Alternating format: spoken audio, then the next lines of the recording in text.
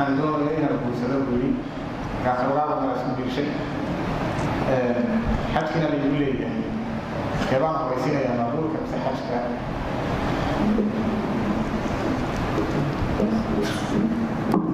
بسم الله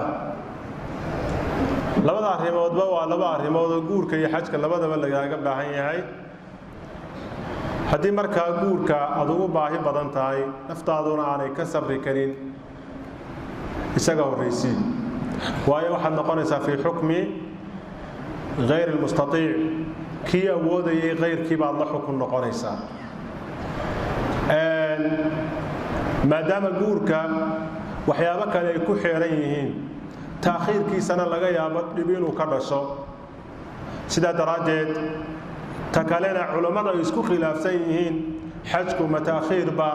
adaagiisu mise waa fawri iyadoo masale usuuliya ku dul dhisan dhinacyadaa marka laga eego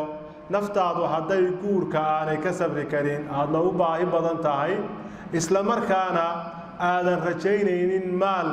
markaad soo xajto kadib aad si yar ku helayso oo aad ku guursan karayso waxay tahay jawaabtu guurka hormari haddiise aad ka sabri karayso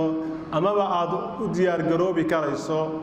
oo markaad xajka ka soo noqoto aad u diyaargaroobi karayso xajka hormari ducaysana waxaana suuragal ah ilaahay subxaanahu wa tacaala abwaab risqi inuu kuu furo cibaadaadka noocaas oo kale ah ama ashyaada noocaasa tacaarudkoodu